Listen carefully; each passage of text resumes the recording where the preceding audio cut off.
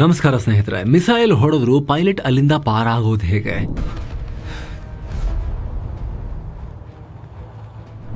ಬೆಂಕಿ ಹೊತ್ತಿ ಉರಿತಾ ಇರೋ ವಿಮಾನದಿಂದ ಅವರು ಹೇಗೆ ಹಾರ್ತಾರೆ? ಫೈಟರ್ ಜೆಟ್ ಪೈಲಟ್ಗಳ ಎಜೆಕ್ಷನ್, ಆ ಸೀಟ್ ಸಮೇತ ಹಾರೋದು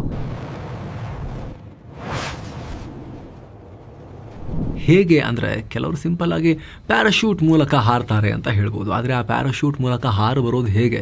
ಒಂದ್ಸಲ ಯೋಚನೆ ಮಾಡಿದ್ರೆ ಸ್ನೇಹಿತರೆ, ಆ ಕ್ಷಣದಲ್ಲಿ ಮಿಸೈಲ್ಗಳು ಬಂದು ಅಪ್ಪಳಿಸ್ತಾ ಇರ್ತವೆ. ಕಣ್ಣು ಮುಚ್ಚಿ ಬಿಡುವಷ್ಟರಲ್ಲಿ ಎಲ್ಲ ಬೆಂಕಿ ಆಗಿರುತ್ತೆ. ನಿಮ್ಗೆ ಆಶ್ಚರ್ಯ ಆಗ್ಬೋದು ಸ್ನೇಹಿತರೆ, ತುಂಬಾ ಕಮ್ಮಿ ಟೈಮ್ ಇರುತ್ತೆ, 3-4 ಸೆಕೆಂಡ್ ಮಾತ್ರ ಟೈಮ್ ಇರುತ್ತೆ. ಅಷ್ಟರಲ್ಲಿ ಡಿಸೈಡ್ ಮಾಡಬೇಕು, ಅಷ್ಟರಲ್ಲಿ ಎಸ್ಕೇಪ್ ಆಗಬೇಕು. ಹಾಗಿದ್ರೆ ಯಾವ ಥರದ ಸೀಟನ್ನು ಹಾಕಿರ್ತಾರೆ? ಈಗ ಈ ವಿಚಾರದಲ್ಲಿ ನಮ್ಮ DRDO ಹೊಸ ಸಾಧನೆಯನ್ನು ಮಾಡಿದೆ. ಅದು ಏನು ಎಲ್ಲವನ್ನ ಎಕ್ಸ್ಪ್ಲೇನ್ ಮಾಡ್ತೀವಿ. ಕಡೆ ತನಕ ಮಿಸ್ ಮಾಡಿದೆ ನೋಡಿ. ಹಾಗೆ ಎಲ್ಲ ಮೆಂಬರ್ ಓನ್ಲಿ ವೀಡಿಯೋಸನ್ನು ನೀವು ಕೂಡ ನೋಡೋಕೆ ವಿಡಿಯೋ ಕೆಳಗಿರೋ ಜಾಯಿನ್ ಬಟನ್ ಮೂಲಕ ಮಸ್ಮಗ ಪ್ರೀಮಿಯಂ ಮೆಂಬರ್ಶಿಪ್ಗೆ ಜಾಯಿನ್ ಆಗಬಹುದು.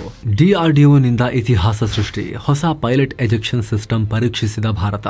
ಡಿಸೆಂಬರ್ 2ನೇ ತಾರೀಕು DRDO ಹೊಸ ಸಾಹಸ ಮಾಡಿದೆ. ಹೊಸ ಎಜೆಕ್ಷನ್ ಸೀಟ್ನ ಪ್ರಯೋಗ ಮಾಡಿದೆ. ಅದ್ರ ಬಗ್ಗೆ ಮೊದಲು ನಿಮಗೆ ಮಾಹಿತಿಯನ್ನು ಕೊಟ್ಬಿಡ್ತೀವಿ. ಆಮೇಲೆ ಯುದ್ಧ ವಿಮಾನಗಳಲ್ಲಿ, ಫೈಟರ್ ಜೆಟ್ಗಳಲ್ಲಿ ಏನಾಗುತ್ತೆ ಅನ್ನೋದನ್ನ ಎಕ್ಸ್ಪ್ಲೇನ್ ಮಾಡ್ತೇವೆ. ಇತ್ತೀಚೆಗೆ ದುಬೈ ಏರ್ ಶೋನಲ್ಲಿ ತೇಜಸ್ ವಿಮಾನ ಪತನವಾಗಿ ಇಡೀ ವಿಮಾನಯಾನ ಜಗತ್ತು ದಿಗ್ಭ್ರಮೆ ವ್ಯಕ್ತಪಡಿಸಿತ್ತು. ಪೈಲಟ್ ಯಾಕೆ ಎಜೆಕ್ಟ್ ಮಾಡಿಕೊಂಡು ಸೇಫ್ ಆಗಲಿಲ್ಲ, ಹಾರಲಿಲ್ಲ, ಇದಕ್ಕೊಂದು ವ್ಯವಸ್ಥೆ ಯಾಕೆ ಮಾಡಿರಲಿಲ್ಲ ಅನ್ನೋ ಚರ್ಚೆಗಳು ಆಗಿದ್ವು. ಅಫ್ಕೋರ್ಸ್ ಎಲ್ಲ ವಿಮಾನಗಳಲ್ಲೂ ಈಗ ಮಾಡರ್ನ್ ವಿಮಾನಗಳಲ್ಲಿ ಎಜೆಕ್ಷನ್ ಸೀಟ್ಸ್ ಇರ್ತವೆ. ಆದ್ರೆ ಸ್ನೇಹಿತರೆ, ನಮ್ಮಲ್ಲಿ ಭಾರತದಲ್ಲಿ ಸ್ವಂತ ಟೆಕ್ನಾಲಜಿ ಇಲ್ಲ. ಜಗತ್ತಿನಾದ್ಯಂತ ಹೆಚ್ಚಿನ ವಿಮಾನಗಳಿಗೆ ಒಂದೇ ಒಂದು ಕಂಪನಿಯ ಆ ಸೀಟ್ ತಂದು ಕೂರಿಸ್ಕೊಳ್ಳೋದು. ಆಮೇಲೆ ನಮ್ಮ ಹತ್ರ ಸ್ವಂತ ಆ ಸಿಸ್ಟಮ್ ಟೆಕ್ನಾಲಜಿನೇ ಇಲ್ಲ. ಆದರೆ ಈಗ ಆ ಕೊರಗಿಗೆ ಮುಕ್ತಿ ಸಿಗುವ ಲಕ್ಷಣ ಇದೆ. DRDO, defence research and development organisation, ಈ ಸಿಸ್ಟಮ್ ಪರೀಕ್ಷೆ ಮಾಡಿದೆ. ಅದರ ವಿಡಿಯೋ ಕೂಡ ರಿಲೀಸ್ ಆಗಿದೆ. ಅದರಲ್ಲಿ ಫೈಟರ್ ಏರ್ಕ್ರಾಫ್ಟ್ ಎಸ್ಕೇಪ್ ಸಿಸ್ಟಮನ್ನು ಯಶಸ್ವಿಯಾಗಿ ಟೆಸ್ಟ್ ಮಾಡಲಾಗಿದೆ. ಗಂಟೆಗೆ 800 ಕಿಲೋಮೀಟರ್ ಸ್ಪೀಡ್ ಇದ್ರೂ ಕೂಡ ಪ್ಯಾರಾಶೂಟ್ ಮೂಲಕ ಹೇಗೆ ಹೊರಗೆ ಹಾರಬಹುದು ಅನ್ನೋದನ್ನು ಟೆಸ್ಟ್ ಮಾಡಿದ್ದಾರೆ. ಚಂಡೀಗಢ್ನಲ್ಲಿರೋ ರೈಲ್ ಟ್ರ್ಯಾಕ್ ರಾಕೆಟ್ ಸ್ಲೆಡ್ನಲ್ಲಿ ಇದು ಸಕ್ಸಸ್ಫುಲ್ ಆಗಿ ಟೆಸ್ಟ್ ಆಗಿದೆ. HAL ಮತ್ತು ಏರೋನಾಟಿಕಲ್ ಡೆವಲಪ್ಮೆಂಟ್ ಏಜೆನ್ಸಿ ADA ಕೈ ಜೋಡಿಸಿದ್ದಾರೆ ಇದಕ್ಕೆ. ಅಷ್ಟೇ ಅಲ್ಲ, ಈ ರೀತಿ ಸೀಟ್ ಎಜೆಕ್ಷನ್ ಟೆಕ್ನಾಲಜಿ ಪಡ್ಕೊಂಡ ಕೆಲವು ರಾಷ್ಟ್ರಗಳ ಪಾಲಿಗೆ ಈಗ ಭಾರತ ಕೂಡ ಸೇರ್ಪಡೆಯಾಗಿದೆ. ರಕ್ಷಣಾ ಇಲಾಖೆನೇ ಅದನ್ನು ಹೇಳಿದೆ. ಸದ್ಯಕ್ಕೆ America, UK, Russia, France, Switzerland ಮತ್ತು ಚೀನಾಗಳ ಬಳಿ ಮಾತ್ರ ಇಂಥ ಟೆಕ್ನಾಲಜಿ ಇತ್ತು. ಅದರಲ್ಲೂ ಕೂಡ ಬ್ರಿಟನ್ನ ಮಾರ್ಟಿನ್ ಬೇಕರ್ ಕಂಪನಿ ವಿಶ್ವದ ಬಹುತೇಕ ರಾಷ್ಟ್ರಗಳಿಗೆ ಸೀಟ್ ಪ್ರೊವೈಡ್ ಮಾಡುತ್ತೆ. ಈಗ ನಮ್ಮ ಬಳಿ ಇರೋ ರಫೇಲ್ ತೇಜಸ್ ವಿಮಾನಗಳಿಗೂ ಇದೇ ಕಂಪನಿಯ ಎಜೆಕ್ಷನ್ ಸೀಟನ್ನು ಹಾಕಲಾಗಿದೆ. ಹಾಗೆ ರಷ್ಯಾ ನಿರ್ಮಿತ ಸುಕೋಯ್ ಮತ್ತು ಮಿಗ್ ವಿಮಾನಗಳಿಗೆ ರಷ್ಯಾ ಕಂಪನಿಯ K-36DM ಎಜೆಕ್ಷನ್ ಸೀಟ್ಗಳನ್ನು ಯೂಸ್ ಮಾಡ್ತಿದ್ದಾರೆ. ಆದರೆ ನಮ್ಮದೇ ದೇಶದ್ದು ಅಂತ ಒಂದು ಇರಲಿಲ್ಲ ಸ್ನೇಹಿತರೆ. 1952ರಿಂದ 2011ರವರೆಗೆ 1305 ಪೈಲಟ್ಗಳು ಏರ್ಕ್ರಾಫ್ಟ್ ಕ್ರ್ಯಾಶ್ ಆಗಿ ಎಜೆಕ್ಟ್ ಆಗೋಕೆ ಸಾಧ್ಯ ಆಗದೆ ಪ್ರಾಣ ಕಳ್ಕೊಂಡಿದ್ದಾರೆ. 2012ರಿಂದ 2021ರ ಅವಧಿಯಲ್ಲೇ 73 ಪೈಲಟ್ಗಳು ಹುತಾತ್ಮರಾಗಿದ್ದಾರೆ. ವರ್ಷಕ್ಕೆ ಏನಿಲ್ಲ ಅಂದ್ರೂ ಕೂಡ 7 ಪೈಲಟ್ಗಳು ಪ್ರಾಣ ಕಳ್ಕೊಳ್ತಿದ್ದಾರೆ. ಹೀಗಾಗಿ ಎಜೆಕ್ಷನ್ ಸೀಟ್ ತುಂಬಾ ಇಂಪಾರ್ಟೆಂಟ್ ಲೈಫ್ ಸೇವರ್. ಸೊ ಅದನ್ನೇ ಈಗ ಭಾರತ ಸ್ವಂತದ್ದು ಟೆಸ್ಟ್ ಮಾಡಿ ಸಕ್ಸಸ್ ಕಂಡಿದೆ. ಹಾಗಿದ್ರೆ ಸಿಸ್ಟಮ್ ಹೇಗೆ ಕೆಲಸ ಮಾಡುತ್ತೆ ಸ್ನೇಹಿತರೆ? ಎಜೆಕ್ಷನ್ ಸೀಟ್ ತುಂಬಾ ಕಾಂಪ್ಲೆಕ್ಸ್ ಆಗಿರೋ ವಿಚಾರ ಮತ್ತು ಅಷ್ಟೇ ಕ್ರೂಷಿಯಲ್ ಆಗಿರೋ ಸಿಸ್ಟಮ್. ಸದ್ಯಕ್ಕೆ ನಾವು DRDOದವರು ಟೆಸ್ಟ್ ಮಾಡಿರೋದು ಟ್ರ್ಯಾಕ್ ಮೇಲೆ ಒಂಥರ ರೈಲ್ ಥರನೇ ರಾಕೆಟನ್ನು ಫೈರ್ ಮಾಡಿ ಅದರಿಂದ ಎಜೆಕ್ಷನ್ ಮಾಡಿ ಅದನ್ನು ಟೆಸ್ಟ್ ಮಾಡಿ ನಾವು ನೋಡಿರೋದು. ಟೆಸ್ಟ್ ಮಾಡೋಕ್ಕೆಲ್ಲ ವಿಮಾನದಲ್ಲಿ ವಿಮಾನ ಕ್ರಾಶ್ ಮಾಡಿಸಿ ಎಲ್ಲ ಹಾರಕ್ಕೆಲ್ಲ ಆಗೋದಿಲ್ಲ. ಹಾಗಾಗಿ ಇದೇ ರೀತಿ ಅದನ್ನು ಟೆಸ್ಟ್ ಮಾಡಲಾಗುತ್ತೆ. ನಾವೀಗ ಓವರ್ ಆಲ್ ಈ ಎಜೆಕ್ಷನ್ ಸೀಟ್ಗಳ ಫಂಕ್ಷನಿಂಗ್ ಬಗ್ಗೆ ತಿಳ್ಕೊಡೋಣ ಸ್ನೇಹಿತರೆ. ಪೈಲಟ್ಗಳ ಪ್ರಾಣ ಮುಖ್ಯ ಆಗಿರುತ್ತೆ.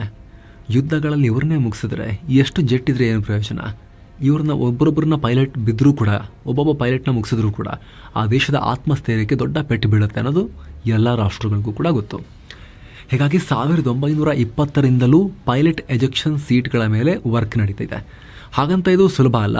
ಯಾಕಂದರೆ ಫೈಟರ್ ಜೆಟ್ಗಳ ಸ್ಪೀಡ್ ಮತ್ತು ಅವುಗಳ ಸಾಮರ್ಥ್ಯ ಹೆಚ್ಚಾಗ್ತಿದ್ದ ಹಾಗೆ ಪೈಲಟ್ಗಳು ಬೇಗ ಎಜೆಕ್ಟ್ ಆಗೋದು ಕಷ್ಟ ಸಾಧ್ಯ. ಅದರಲ್ಲೂ ಈಗಿನ ಬಿಯಾಂಡ್ ವಿಜುವಲ್ ರೇಂಜ್ ಕಾದಾಟದಲ್ಲಿ ಸಾವು ಯಾವ ಕಡೆಯಿಂದ ಹತ್ತಿರ ಬಂದಿರುತ್ತೆ ಅಂತ ಹೇಳೋಕ್ಕಾಗಲ್ಲ. ಹೈಪರ್ಸಾನಿಕ್ ವೇಗದಲ್ಲಿ ಬಂದು ಮಿಸೈಲ್ಗಳು ಹೊಡೆದು ಹಾಕಿರ್ತವೆ. ಹೀಗಾಗಿ ತಪ್ಪಿಸ್ಕೊಳ್ಳೋಕೆ ಎಜೆಕ್ಷನ್ ಸೀಟ್ಗಳಲ್ಲೂ ಕೆಲ ಅಡ್ವಾನ್ಸ್ ಟೆಕ್ನಾಲಜಿಗಳನ್ನು ಇನ್ಕ್ಲೂಡ್ ಮಾಡಬೇಕಾಗತ್ತೆ. ಇದನ್ನು ಸ್ಟೆಪ್ ಬೈ ಸ್ಟೆಪ್ ಹೇಳ್ತಾ ಹೋಗ್ತೀವಿ, ಗಮನ ಕೊಟ್ಟು ನೋಡಿ.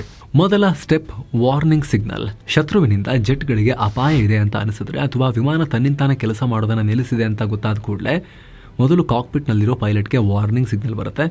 ಮುಂಚೆ ಆದರೆ ಬರೀ ಕಣ್ಣಲ್ಲೇ ನೋಡಬೇಕಾಗಿತ್ತು. ಆದರೆ ಇತ್ತೀಚಿನ ದಿನಗಳಲ್ಲಿ ಮಿಸೈಲ್ಗಳು ಜೆಟ್ಗಳ ಕಡೆಗೆ ಬರ್ತಾ ಇದಾವೆ ಅನ್ನೋದನ್ನ ವಿಮಾನದಲ್ಲಿರೋ ರೆಡಾರ್ಗಳ ಮೂಲಕನೇ ತಿಳ್ಕೊಂಡ್ಬಿಡ್ಬೋದು. ಆ ಮೂಮೆಂಟ್ನಲ್ಲೇ ಪೈಲಟ್ ತಪ್ಪಿಸ್ಕೊಳ್ಳೋಕೆ ಪ್ರಯತ್ನ ಪಡ್ತಾರೆ. ಮ್ಯಾನುವರ್ ಮಾಡ್ತಾ ಎಸ್ಕೇಪ್ ಆಗೋಕೆ ಪ್ರಯತ್ನ ಮಾಡ್ತಾರೆ.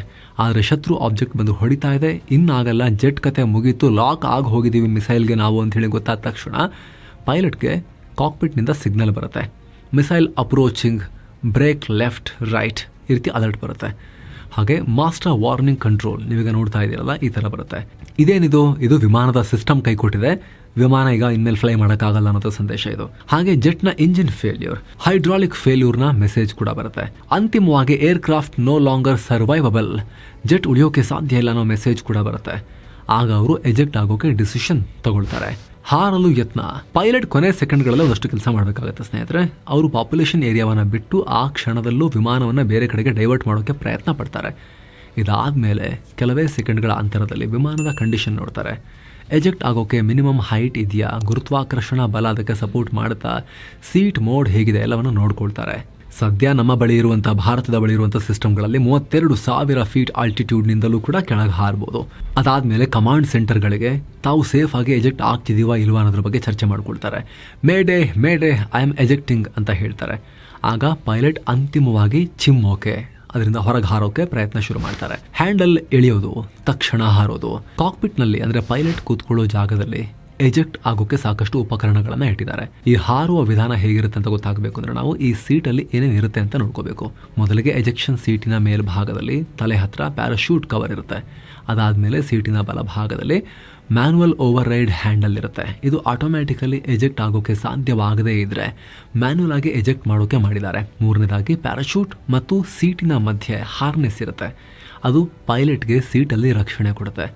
ಎಜೆಕ್ಷನ್ ಆದಮೇಲೆ ಪ್ಯಾರಾಶೂಟ್ನಿಂದ ಸೀಟ್ ಬೇರೆ ಆಗುವಾಗ ಪೈಲಟನ್ನು ಸುರಕ್ಷಿತವಾಗಿ ಹಿಡ್ಕೊಳ್ಳುತ್ತೆ. ಅದು 4ನೇ ಭಾಗದಲ್ಲಿ ಬಕೆಟ್ ಅಂತ ಇರುತ್ತೆ. ಇದು ಸೀಟಿನ ಕೆಳ ಭಾಗದಲ್ಲಿರುತ್ತೆ. ಇದರಲ್ಲಿ ಪ್ರಥಮ ಚಿಕಿತ್ಸೆಗೆ ಬೇಕಾದ ಕಿಟ್, ನೀರು, ಬೆಂಕಿ ನಂದಿಸೋ ಕಿಟ್ ಎಲ್ಲವನ್ನ ಇನ್ಕ್ಲೂಡ್ ಮಾಡಿರ್ತಾರೆ. ಹಾಗೆ ಕೆಳಗಡೆ ಹ್ಯಾಂಡಲ್ ಇರುತ್ತೆ. ಇದನ್ನು ಸೀಟ್ ಫೈರಿಂಗ್ ಹ್ಯಾಂಡಲ್ ಅಂತ ಕರೀತಾರೆ. ಸಾಮಾನ್ಯವಾಗಿ ಪೈಲಟ್ನ 2 ಕಾಲುಗಳ ಮಧ್ಯೆ ಈ ಹ್ಯಾಂಡಲ್ ಇರುತ್ತೆ. ಇನ್ನೂ ಕೆಲ ಕಡೆ ಸೀಟ್ನ ಸೈಡಲ್ಲಿರುತ್ತೆ. ಇದನ್ನು ಪುಲ್ ಮಾಡಿದಾಗ ಮೇಲ್ ಬರುತ್ತೆ. ಹಾಗಂತ ಇದ್ದಕ್ಕಿದ್ದಂತೆ ಮೇಲ್ ಬರಲ್ಲ, ಅದಕ್ಕೆ ಇನ್ನೊಂದಷ್ಟು ಸಿಸ್ಟಮ್ ಸಪೋರ್ಟ್ ಮಾಡಬೇಕು. ಸೀಟಲ್ಲಿ ಕ್ಯಾಟಪಲ್ಟ್ ಇರುತ್ತೆ. ಇದರಲ್ಲಿ ಮಿಸೈಲ್ ತರ ಮೇಲೆ ಹಾರೋಕೆ ವ್ಯವಸ್ಥೆ ಮಾಡಲಾಗಿರುತ್ತೆ. ಅದರ ಮೂಲಕ ಸೀಟ್ ಸಮೇತ ಪೈಲಟ್ ಅನ್ನ ವಿಮಾನಕ್ಕಿಂತ ಮೇಲೆಗೆ ಚಿಮ್ಮಿಸ್ತಾರೆ. ಅದಾದ್ಮೇಲೆ ಕೆನಪಿ ಅಂದ್ರೆ ವಿಮಾನದಲ್ಲಿ ಪೈಲಟ್ ಕುಳಿತುಕೊಳ್ಳೋ ಜಾಗದ ಗಾಜಿನ ಪರದೆಯನ್ನ ಸ್ಫೋಟ ಮಾಡೋಕೆ ವ್ಯವಸ್ಥೆ ಇರುತ್ತೆ. ಎಕ್ಸ್ಪ್ಲೋಸಿವ್ ಕಾರ್ಡ್ ಅಥವಾ ಎಕ್ಸ್ಪ್ಲೋಸಿವ್ ಹಿಂಜಸ್ ಮೂಲಕ ಇದನ್ನ ನಾಶ ಮಾಡಲಾಗುತ್ತೆ. ಇದರ ಜೊತೆಗೆ ಡ್ರೋಸ್ ಪ್ಯಾರಾಶೂಟ್ ಇರುತ್ತೆ. ಇದು ದೊಡ್ಡ ಪ್ಯಾರಾಶೂಟ್ ಓಪನ್ ಆಗೋಕ್ಕೂ ಮೊದಲು ಓಪನ್ ಆಗುತ್ತೆ. ಇದರ ಕೆಲಸ ಏನು ಅಂದ್ರೆ ಭಯಾನಕ ಸ್ಪೀಡಲ್ಲಿ ಮೇಲೆ ಹಾರಿದ ಮೇಲೆ ಆರಂಭಿಕ ಹಂತದ ಒತ್ತಡವನ್ನ ಇದು ತಡ್ಕೊಳ್ಳೋ ಕೆಲಸ ಮಾಡುತ್ತೆ. ಸಾಮಾನ್ಯವಾಗಿ 2 ರಿಂದ 5 ಅಡಿ ಗಾತ್ರದಲ್ಲಿ ಪ್ಯಾರಾಶೂಟ್ ಇರುತ್ತೆ. ಇದನ್ನೆಲ್ಲ ಬಳಸ್ಕೊಂಡು ಆಮೇಲೆ ಎಜೆಕ್ಷನ್ ಸೀಟ್ ಕೆಲಸ ಮಾಡುತ್ತೆ. ಮೊದಲಿಗೆ ಪೈಲಟ್ ತನ್ನ ಬಳಿ ಇರೋ ಹ್ಯಾಂಡಲ್ ಎಳಿತಾರೆ. ಇದು ಎಳೆದ ಕೂಡಲೇ ಕೆನಪಿ ಅಂದ್ರೆ ವಿಮಾನದ ಗಾಜು ಸಿಡಿಯುತ್ತೆ. ಸ್ಫೋಟಕದ ತಂತಿಗಳು, ಬೋಲ್ಟ್ಗಳು ಕೆನಪಿಯನ್ನು ಸ್ಫೋಟಿಸಿ ಪೈಲಟ್ ಹೊರಗೆ ಚಿಮ್ಮೋಕೆ ದಾರಿ ಓಪನ್ ಮಾಡಿಕೊಡ್ತವೆ. ಅದಾದ್ಮೇಲೆ ಎಜೆಕ್ಷನ್ ಸೀಟ್ನಲ್ಲಿರೋ ಎಕ್ಸ್ಪ್ಲೋಸಿವ್ ಕಾರ್ಟ್ರಿಡ್ಜ್ ಸೀಟನ್ನು ತಳ್ಳುತ್ತೆ. ಮೊದಲು ಮುಂದಕ್ಕೆ ಆಮೇಲೆ ಮೇಲಕ್ಕೆ ಮೂವ್ ಆಗುತ್ತೆ. ಸೀಟ್ ಕೆಳಗಿರೋ ರಾಕೆಟ್ ಮೋಟಾರ್ ಸಾಕಷ್ಟು ಅಡಿಗಳಷ್ಟು ದೂರಕ್ಕೆ ಇದನ್ನು ಎತ್ಕೊಂಡು ಹೋಗುತ್ತೆ. 50 ರಿಂದ 100 ಅಡಿ ಮೇಲಕ್ಕೂ ಕೂಡ ಹಾರಿಸ್ತವೆ. ಈ ಸಂದರ್ಭದಲ್ಲಿ ಕಾಲುಗಳಿಗೆ ಏನೂ ಆಗಬಾರ್ದು ಅಂತ ಅದಕ್ಕೂ ಒಂದಷ್ಟು ರಕ್ಷಣಾ ವ್ಯವಸ್ಥೆಗಳಿರ್ತವೆ. ಮೇಲಕ್ಕೆ ಹೋದ ತಕ್ಷಣ ಸಣ್ಣ ಪ್ಯಾರಾಶೂಟ್ ಅಥವಾ ಡ್ರೋಜ್ ಪ್ಯಾರಾಶೂಟ್ ಓಪನ್ ಆಗುತ್ತೆ. ಆಮೇಲೆ ಸೆನ್ಸಾರ್ಗಳು ವಾತಾವರಣದ ಮಾಹಿತಿ ಕೊಡ್ತವೆ. ಎಷ್ಟು ಅಡಿ ಎತ್ತರ, ಗಾಳಿ ಎಷ್ಟು, ತಾಪಮಾನ ಎಷ್ಟು, ಒತ್ತಡ ಎಷ್ಟು ಎಲ್ಲವನ್ನ ಅಳಿತಾರೆ. ಯಾವ ಮೋಡ್ನಲ್ಲಿ ಹಾರಬೇಕು ಅಂತ ಹೇಳುತ್ತೆ. ಅದಾದ ತಕ್ಷಣ ಈ ಸ್ಮಾಲ್ ಪ್ಯಾರಾಶೂಟ್ ಮುಖ್ಯ ಪ್ಯಾರಾಶೂಟ್ ಅನ್ನ ಹೊರತೆಗೆಯುತ್ತೆ. ಅದಾದ್ಮೇಲೆ ಸೀಟ್ ಮ್ಯಾನ್ ಸಪರೇಟರ್ ಪೈಲಟ್ ಅನ್ನ ಸೀಟ್ ನಿಂದ ಬೇರೆ ಮಾಡುತ್ತೆ. ಅದು ಅಲ್ಲಿಂದ ಕೆಳಗಿಳಿಯೋಕೆ ಶುರು ಮಾಡ್ತಾರೆ. ನಿಮಗೆ ಆಶ್ಚರ್ಯ ಆಗ್ಬೋದು ಸ್ನೇಹಿತರೆ, ಇದೆಲ್ಲ ಬರೀ 4 ಸೆಕೆಂಡ್ ಅಲ್ಲಿ ಆಗ ಹೋಗುತ್ತೆ. ಹೇಗೆ ಅಂದ್ರೆ 0 ಯಿಂದ 0.15 ಸೆಕೆಂಡ್ ವರೆಗೆ ಪೈಲಟ್ ಎಜೆಕ್ಷನ್ ಹ್ಯಾಂಡಲ್ ಎಳೆಯೋದು, ಆಮೇಲೆ ಕೆನಪಿ ಸ್ಫೋಟ ಆಗುತ್ತೆ, ಸೀಟ್ ಮೇಲೆ ಹಾರೋಕೆ ಸಜ್ಜಾಗುತ್ತೆ. 0.15 ಸೆಕೆಂಡ್ನಿಂದ 0.50 ಸೆಕೆಂಡ್ಗಳ ನಡುವೆ ಸೀಟ್ ಮೇಲೆ ಹಾರುತ್ತೆ. ಸೀಟ್ ಕಾಕ್ಪಿಟ್ ಪ್ರದೇಶದಿಂದ ಸಂಪೂರ್ಣವಾಗಿ ಹೊರಗೆ ಬರುತ್ತೆ. ಇದಾದ್ಮೇಲೆ 0.50 ಸೆಕೆಂಡ್ನಿಂದ 0.52 ಸೆಕೆಂಡ್ ಒಳಗಡೆ 100 ರಿಂದ 200 ಅಡಿ ಎತ್ತರದಲ್ಲಿ ಇದು ಚಿಮ್ಮಲ್ಪಡುತ್ತೆ. ಆಮೇಲೆ 0.52 ಸೆಕೆಂಡ್ ಆದಮೇಲೆ ಸೀಟ್ ಮ್ಯಾನ್ ಸಪರೇಟರ್ ಮೋಟಾರ್ ಕೆಲಸ ಶುರು ಹಚ್ಕೊಳ್ಳುತ್ತೆ. ಪೈಲಟ್ ಮತ್ತು ಸೀಟ್ ಬೇರೆ ಆಗ್ತಾರೆ. ಸಣ್ಣ ಪ್ಯಾರಾಶೂಟ್ ಓಪನ್ ಆಗುತ್ತೆ. ಆಮೇಲೆ 2.5 ರಿಂದ 4 ಸೆಕೆಂಡ್ಗಳವರೆಗೆ ಮೇನ್ ಪ್ಯಾರಾಶೂಟ್ ಓಪನ್ ಆಗುತ್ತೆ. ಅದಾದ್ಮೇಲೆ ಮೋಡ್ಗೆ ಅನುಗುಣವಾಗಿ ಕೆಳಗಿಳಿಯೋ ಪ್ರಕ್ರಿಯೆ ಶುರುವಾಗುತ್ತೆ. ಸ್ನೇಹಿತರೆ, 15,000 ಅಡಿಗಳಿಗಿಂತ ಕಡಿಮೆ ಎತ್ತರದಲ್ಲಿ ಇದ್ರೆ ಅದನ್ನ ಮೊದಲನೇ ಮೋಡ್ ಅಂತ ಕರೀತಾರೆ. ಆ ಟೈಮ್ನಲ್ಲಿ ವಿಮಾನ ಗಂಟೆಗೆ 463 ಕಿಲೋಮೀಟರ್ಗಿಂತ ಕಮ್ಮಿ ವೇಗದಲ್ಲಿ ಇರುತ್ತೆ. ಎರಡನೇ ಮೋಡ್ ಅಂದ್ರೆ 15,000 ಫೀಟ್ಗಿಂತ ಮೇಲೆ ಇದ್ರೆ ಮೀಡಿಯಂ ಮೋಡ್ಗೆ ತಿರುಗುತ್ತೆ. ಈ ಟೈಮ್ನಲ್ಲಿ ವಿಮಾನದ ವೇಗ 463 ಕಿಲೋಮೀಟರ್ ಪ್ರತಿ ಗಂಟೆಗಿಂತ ಹೆಚ್ಚಿರುತ್ತೆ. ಮೂರನೇ ಮೋಡ್ ಫೈನಲ್ ಮತ್ತು ಹೈ ಸ್ಪೀಡ್ ಮೋಡ್, ಹಾಗೆ ಇದು ಹೈ ಆಲ್ಟಿಟ್ಯೂಡ್ ಮೋಡ್ ಕೂಡ. ಸೊ ಆ ಕ್ಷಣದಲ್ಲಿ ಯಾವ ಮೋಡ್ ಅನ್ವಯ ಆಗುತ್ತೆ ನೋಡಿಕೊಂಡು ಮತ್ತೆ ಕೆಳಗೆ ಬರೋಕ್ ಶುರು ಮಾಡ್ತಾರೆ. ಈಗ ಭಾರತ ಪರೀಕ್ಷೆ ಮಾಡಿರೋದು 800 ಕಿಲೋಮೀಟರ್ ಪ್ರತಿ ಗಂಟೆ ವೇಗದ ಮೋಡ್ದು. ಸೊ ಅದಾದ್ಮೇಲೆ ಅಲ್ಲಿಂದ ಕೆಳಗಿಳಿಯೋಕೆ ಶುರು ಮಾಡ್ತಾರೆ. ಸುಲಭ ಏನಿಲ್ಲ. ವಿಮಾನದಿಂದ ಆಚೆ ಬರೋ ಟೈಮ್ನಲ್ಲಿ ದೇಹದ ಮೇಲೆ ವಿಪರೀತ ಒತ್ತಡ ಉಂಟಾಗುತ್ತೆ. ಸಡನ್ ಆಗಿ ಎಕ್ಸ್ಟ್ರೀಮ್ ಕೋಲ್ಡ್ ಟೆಂಪರೇಚರ್ ಕೂಡ ಸಿಗಬಹುದು. ಆ ಟೈಮ್ನಲ್ಲಿ ಪೈಲಟ್ ತನ್ನ ಕೈಲಿರೋ ಕಂಟ್ರೋಲ್ ಸ್ಟ್ರ್ಯಾಪ್ಗಳನ್ನು ಬಳಸಿ ಸ್ವಲ್ಪ ಎಡಕ್ಕೆ ಬೇಕಂದ್ರೆ ಎಡಕ್ಕೆ, ಬಲಕ್ಕೆ ಬೇಕಂದ್ರೆ ಬಲಕ್ಕೆ ಡೈರೆಕ್ಷನ್ ಕಂಟ್ರೋಲ್ ಮಾಡೋಕ್ಕೂ ಪ್ರಯತ್ನ ಪಡ್ತಾರೆ. ಆಮೇಲೆ ಇನ್ನೇ ನೆಲಕ್ಕೆ ಟಚ್ ಆಗಬೇಕು ಅನ್ನೋ ಟೈಮ್ನಲ್ಲಿ ಮೊಣಕಾಲುಗಳನ್ನು ಸ್ವಲ್ಪ ಬಾಗಿಸ್ಕೊಂಡು ಲ್ಯಾಂಡಿಂಗ್ಗೆ ರೆಡಿ ಆಗ್ತಾರೆ. ನೆಲಕ್ಕೆ ಇಳಿಯುವಾಗ ಜಾಸ್ತಿ ತೊಂದರೆ ಆಗಬಾರ್ದು ಅಂತ PLF ಪ್ಯಾರಾಶೂಟ್ ಲ್ಯಾಂಡಿಂಗ್ ಫಾಲ್ ಟೆಕ್ನಿಕ್ನ ಬಳಸ್ತಾರೆ. ಅಂದರೆ ಪಾದಕ್ಕೆ ತಗುಲುವ ಫೋರ್ಸನ್ನು ಕಮ್ಮಿ ಮಾಡ್ಕೊಳ್ಳೋಕೆ ದೇಹವನ್ನು ರೋಲ್ ಮಾಡಿಕೊಂಡು ಕೆಳಗೆ ಬೀಳ್ತಾರೆ. ಹೀಗೆ ಮಾಡೋದ್ರಿಂದ ಫುಲ್ ಇಂಪ್ಯಾಕ್ಟ್ ಒಂದೇ ಕಡೆಗಾಗಿ ಕೈಕಾಲೆಲ್ಲ ಮುರಿದು ಹೋಗೋದಿಲ್ಲ. ಇಡೀ ಬಾಡಿ ತುಂಬಾ ಇಂಪ್ಯಾಕ್ಟ್ ಸ್ಪ್ರೆಡ್ ಆಗುತ್ತೆ, ತರಚು ಗಾಯಗಳೆಲ್ಲ ಆಗಬಹುದು. ಆದ್ರೆ ಆಮೇಲೆ ಕೆಳಗೆ ಬಂದ್ಮೇಲೆ ಪ್ಯಾರಾಶೂಟ್ನಿಂದ ಬೇರೆ ಆಗ್ತಾರೆ. ಮೂಲಕ ಆಕಾಶದಿಂದ ಸಾವಿನ ದವಡೆಯಿಂದ ಭೂಮಿಗೆ ಬಂದು ಸೇಫ್ ಆಗಿ ಮತ್ತೆ ವಾಪಸ್ ಬರ್ತಾರೆ ಪೈಲಟ್. ಕೆಲವರು ಕೇಳ್ಬೋದು, ಈಗ ಹೆಲಿಕಾಪ್ಟರ್ ನಲ್ಲಿ ಯಾಕಿಲ್ಲ ಅಂತ. ಹೆಲಿಕಾಪ್ಟರ್ ನಲ್ಲಿ ಮೇಲಕ್ಕಂತೂ ಎಜೆಕ್ಟ್ ಮಾಡಕ್ ಆಗಲ್ಲ. ಯಾಕಂದ್ರೆ ಮೇಲೆ ಹೆಲಿಕಾಪ್ಟರ್ನ ಬ್ಲೇಡ್ಗಳು ತಿರುಗ್ತಾ ಇರ್ತವೆ. ಎಜೆಕ್ಟ್ ಆದ್ರೂ ಕೂಡ ಕತ್ತರಿಸಿ ಬಿಸಾಕ್ಬಿಡ್ತವೆ. ಜೊತೆಗೆ ಇದು ಭೂಮಿಗೆ ಹತ್ತಿರದಲ್ಲಿ ಹಾರೋದ್ರಿಂದ ಪ್ಯಾರಾಶೂಟ್ ಎಫೆಕ್ಟಿವ್ ಆಗಿ ಕೆಲಸ ಮಾಡೋಕ್ಕೂ ಆಗೋದಿಲ್ಲ. ಕೆಳಗೆ ಡ್ರಾಪ್ ಮಾಡಿದ್ರು ಸೀದಾ ಬಂದ ನೆಲ ಕಪ್ಪಳಿಸೋ ಸಾಧ್ಯತೆ ಜಾಸ್ತಿ ಇರುತ್ತೆ. ಜೊತೆಗೆ ಹೆಲಿಕಾಪ್ಟರ್ನ ಸ್ಟ್ರಕ್ಚರ್ ಕೂಡ ಆ ರೀತಿ ಎಜೆಕ್ಷನ್ಗೆಲ್ಲ ಅಷ್ಟು ಸಪೋರ್ಟ್ ಮಾಡಲ್ಲ. ಹಾಗಾಗಿ ಹೆಲಿಕಾಪ್ಟರ್ಸ್ಗೆ ಇಲ್ಲ. ಸೊ ಫ್ರೆಂಡ್ಸ್, ಇದಾಗಿತ್ತು ಫೈಟರ್ ಜೆಟ್ ಕ್ರಾಶ್ ಆದಾಗ ಪೈಲಟ್ ಹೇಗೆ ಎಜೆಕ್ಟ್ ಆಗ್ತಾರೆ ಅನ್ನೋದನ್ನ ಎಕ್ಸ್ಪ್ಲೇನ್ ಮಾಡೋ ಪ್ರಯತ್ನ. DRDOದ ಹೊಸ ಸಂಶೋಧನೆಯನ್ನ ಕೂಡ ನಿಮಗೆ, ಆ ಟೆಸ್ಟ್ ಅನ್ನ ಕೂಡ ನಿಮಗೆ ತಲುಪಿಸುವಂತಹ ಪ್ರಯತ್ನ. ನಿಮಗೆ ಏನಿಸ್ತು ಕಾಮೆಂಟ್ ಮಾಡಿ ತಿಳಿಸಿ. Thank you so much. ಆಗಲೇ ಹೇಳಿದ ಮಸ್ಮಗ ಪ್ರೀಮಿಯಂ ಮೆಂಬರ್ಶಿಪ್ ಅನ್ನ ಆಸಕ್ತರು ವಿಡಿಯೋ ಕೆಳಗಿರೋ ಜಾಯಿನ್ ಬಟನ್ ಮೂಲಕ ಸೇರಬಹುದು. ಎಲ್ಲ ಮೆಂಬರ್ ಒಂದೇ ವಿಡಿಯೋಸ್ ಅನ್ನ ಆಮೇಲೆ ನೋಡೋಕೆ ಶುರು ಮಾಡಬಹುದು. ಮತ್ತೆ ಭೇಟಿ ಆಗ್ತಿರೋಣ. ನಮಸ್ತೆ.